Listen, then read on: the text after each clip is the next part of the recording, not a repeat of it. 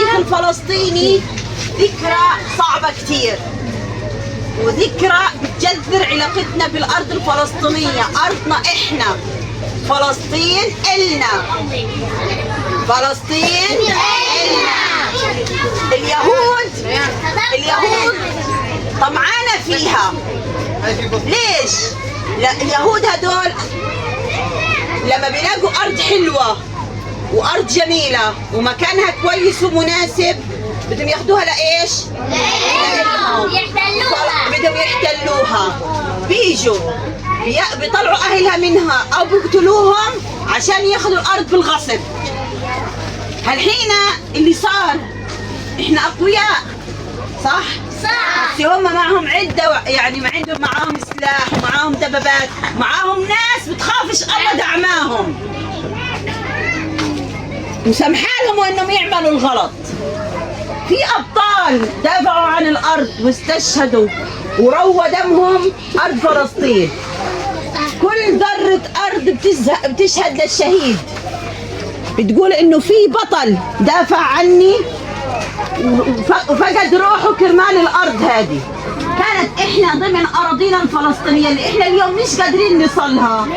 كانت عندنا منطقة جميلة على شط البحر اسمها حيفا، وكانت في منطقة جنبها اسمها يافا، كانت عندنا عكا، كانت عندنا الجليل، كانت عندنا الجليل، كانت عندنا الناصرة، كانت عندنا البئر السبع، كانت عندنا مناطق كتير كتير كتير كتير كتير كبيرة. وفلسطين واسعة وكبيرة، ماشي؟ فلسطين فيها صحراء اسمها صحراء النقب، ما شاء الله كبيرة كبيرة كبيرة. وفيها كمان الأراضي اللي احتلتها اليهود، أراضي 48 هذه كلها فلسطينية. ايش صاروا يسووا في أهلها؟ صاروا ايش يسووا فيهم؟ أنا دكتورة. قولي. كانوا يحكوا اللي عمره فوق 16 سنة يطلع على الساحة ويقتلوه من الرجال، صح؟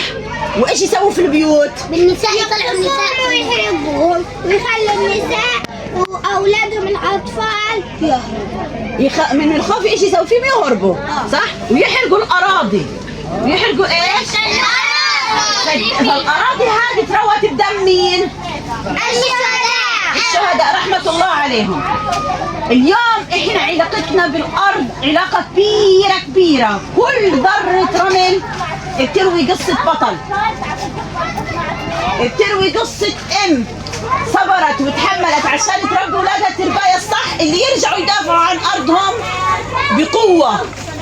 يقيننا إنه فلسطين حترجع لإلنا، صح ولا مش صح؟ عاصمة فلسطين ايش يا أبطال؟ القدس. برافو عليك. عاصمة فلسطين القدس. أحسنتم. ايش في عندنا مدن فلسطينية؟ حيفا ويافا وعكا. أيوة. مكة وسلمة. سلمة، رائع. عكا. ها. الضفة الغربية. الضفة الفلسطينية مش الغربية. اللي فيها ايش الضفة الفلسطينية؟ فيها القدس، فيها رام الله، الخليل، طول كرم، بيت لحم، جنين، بيت لحم. وفيها ايش؟ فيها قلقيلية، فيها سلفيت، فيها الخليل، صح؟ طب ايش كمان عندنا في الأراضي اللي أخذوها منا اليهود؟ شجرة جنين. لا، جنين فلسطينية في الضفة الفلسطينية. في عندنا سخنين، في عندنا المجدل اللي أخذوها اليهود. بس يافا وحيفا. يافا وحيفا وعكا. أحسنتم. إيش؟ اسمها تل الربيع، منطقة أم الرشراش اللي هي إيلات. هم أخذوا المدن يا أبلة، أخذوا المدن وعشان ما يقولوش إنها فلسطينية غيروا أساميها. غيروا إيش؟ عشان أسامي لهم أسامي يهودية. مهما لف الزمن ودار رح نرجع إلك يا دار. مع صوت عالي وحلو. مهما لف الزمن ودار، مهما لف الزمن ودار، رح نرجع إلك يا دار. رح نرجع مهما لف الزمن ودار، مهما لف الزمن ودار، رح نرجع إلك يا دار، رح نرجع إلك يا دار، ونعيش عيشة أحرار، ونعيش عيشة أحرار، ونعيش عيشة أحرار. ونعيش عيشة أحرار. أكبر تحية للثوار. الآن ما اسم الصف الثالث للزهراء؟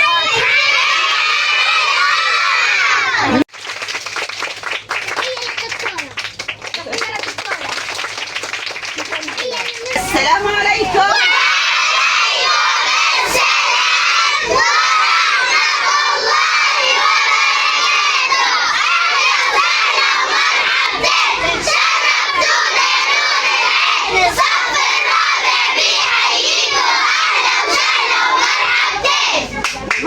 فارسات الصف الرابع المميزات. نعم. اليوم قديش التاريخ؟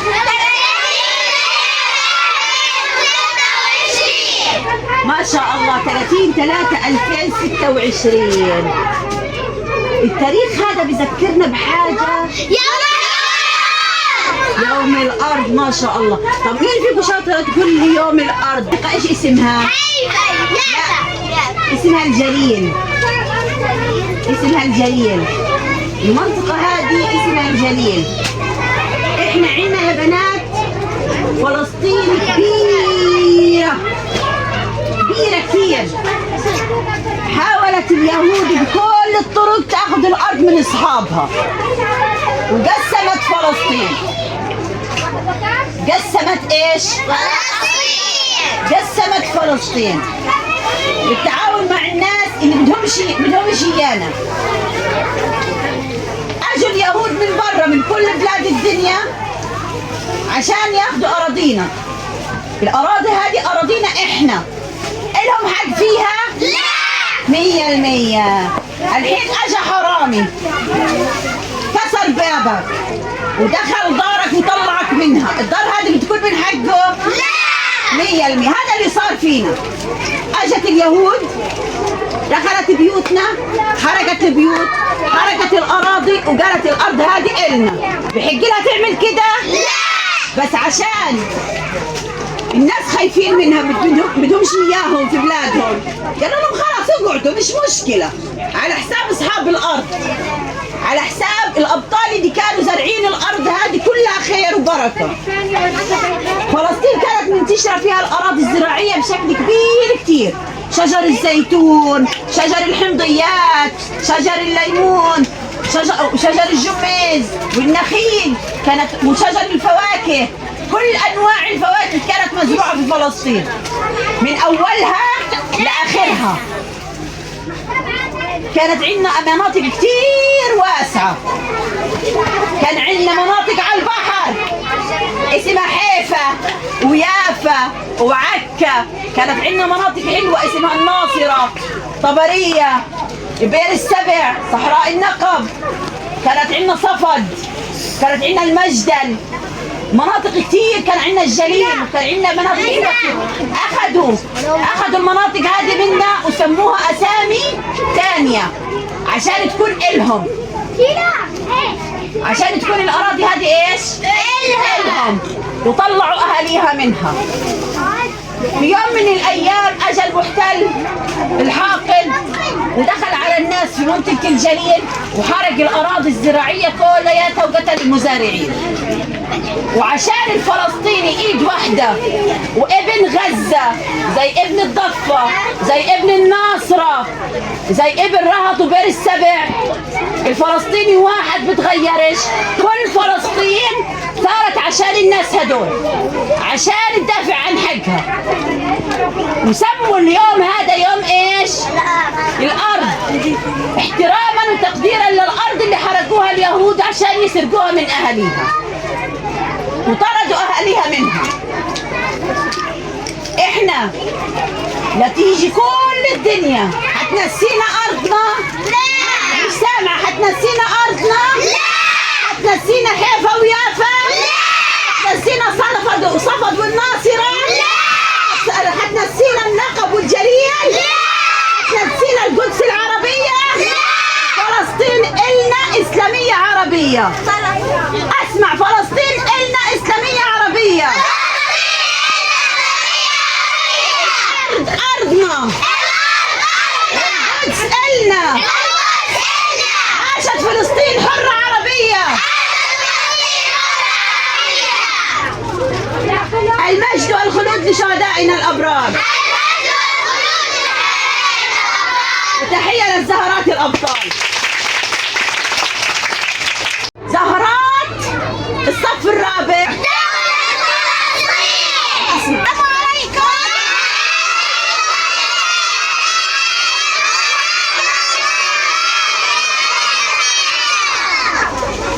كيف حالكم؟ يسعدني اياهم الحلوات الزهرات الامورات العسلات. زهرات الصف الاول الجميلات. مين عارفه اليوم ايش؟ قديش التاريخ؟ 30/3. هذا بذكرنا بحاجة يمكن أيام جدودنا جديدة إحنا ما حضرناهاش. إحنا ما كناش موجودين، يمكن بابا ما كانش موجود، بس كان جده أبو بابا أو أبو ماما كان موجودين وصغار لسه. الأيام هذه أيام كانت صعبة كتير كتير كتير. أجا المحتل اليهودي وأخذ ودخل على بيوت الناس، وإيش سوى؟ حرق اللي حرقه وقتل اللي قتله واحتل وسكن في الأماكن اللي أخذها من الناس هدول. الحين حاولت الناس تدافع عن أرضها، بس الناس معهاش سلاح. اضطروا ايش يطلعوا من الارض ومعاهم المفتاح. اضطروا يضحوا بحاجات كتير، بس جواتهم امل كبير انه يرجعوا لبيوتهم ولأراضيهم. في منطقة هناك بعيدة اخذوها اليهود اسمها الجليل. اليهود دخلت على البلد بسلاحها وبدباباتها وبجباتها، وراحت حرقت كل الاراضي الزراعيه تبعت الناس المساكين اللي هناك، وقعدت في الارض تبعتهم، وقتلت اللي قتلت وشردت اللي شردته. هالحين عشان هم عملوا كده، هذه الارض بتكون الهم ولا النا؟ مش سامعه، بتكون الهم ولا النا؟ الحين لما واحد ياخذ بيتك غصب عنك بصير النا ولا الك؟ خطفوها. بس هالحين احنا بدنا نحاول نرجعها ان شاء الله. مديرة. نعم. مديرة. طبعا نعم. جدك كمان. ده جدك كمان؟ مديرة. نعم يا عمري. مديرة. وكمان بيقتلوا أطفال. بيقتلوا الأطفال، برافو. إيش كمان بيسووا اليهود؟ بيقتلوا الإسلام.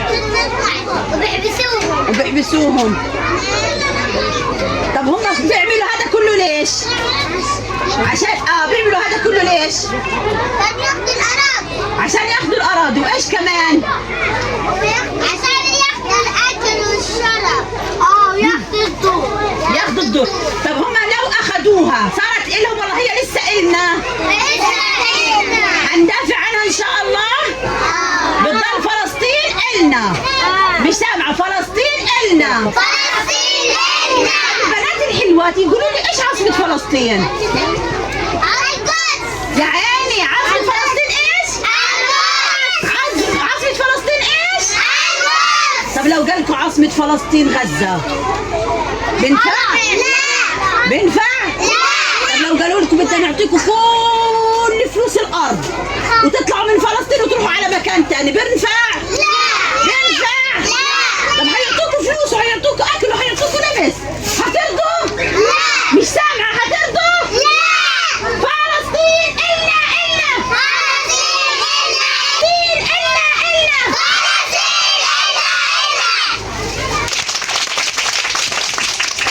سموا صف الأول صفهم.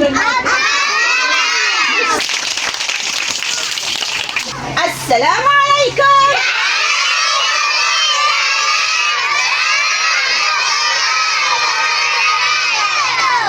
كتاكيت التمهيد يا استاذ عز يعطيك الف عافيه. كتاكيت التمهيد كيف حالكم؟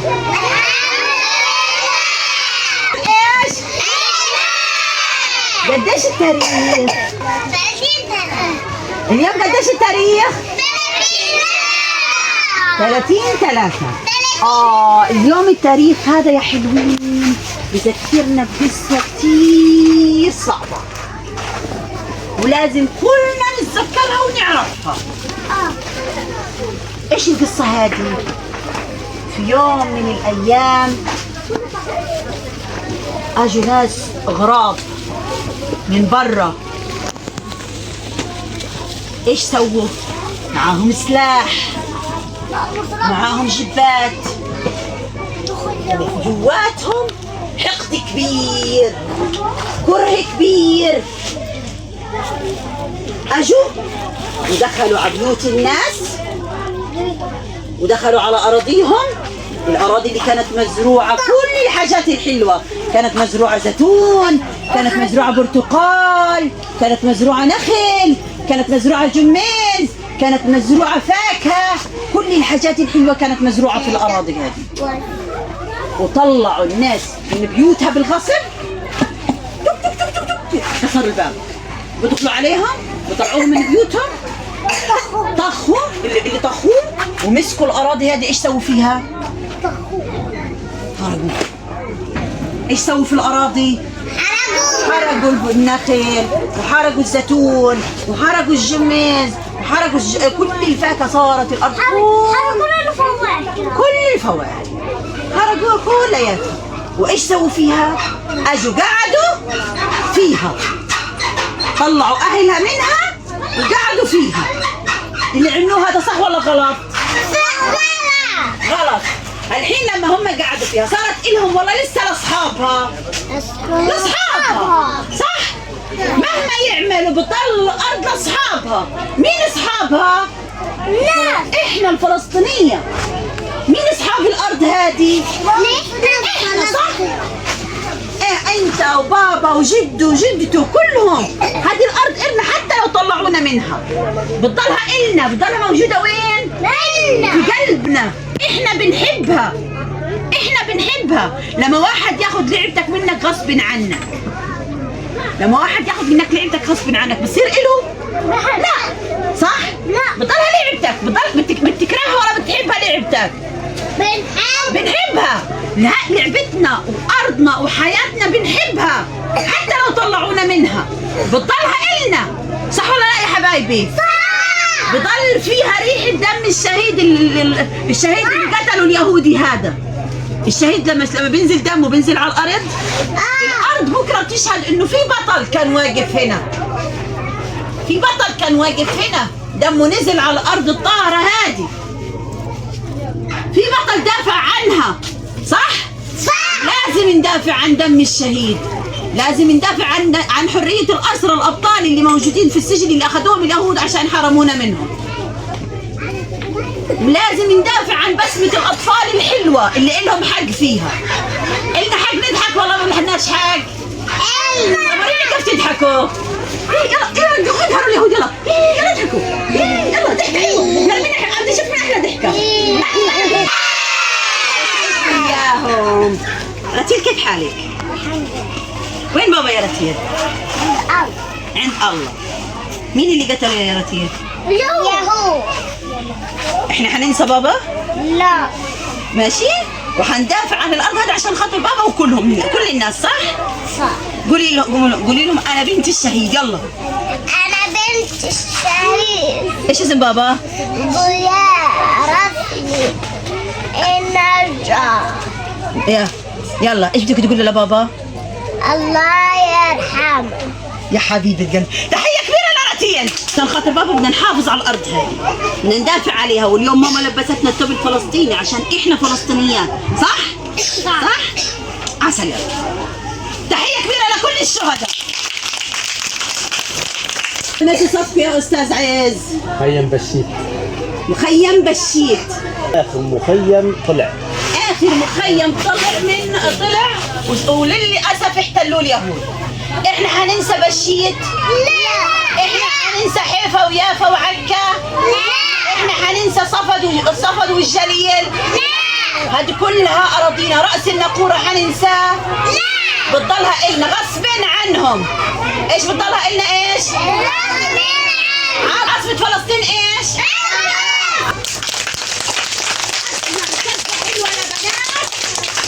سقفة حلوة لكتاكيت مخيم بشير. سقفة حلوة لكتاكيت بشير.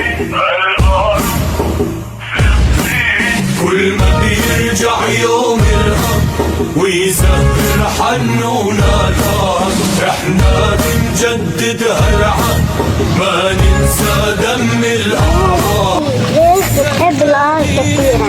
لأنها حياتنا يا صغيرتي، نأكل ونعيش منها. هي أرضنا نزرعها بالحب والزيتون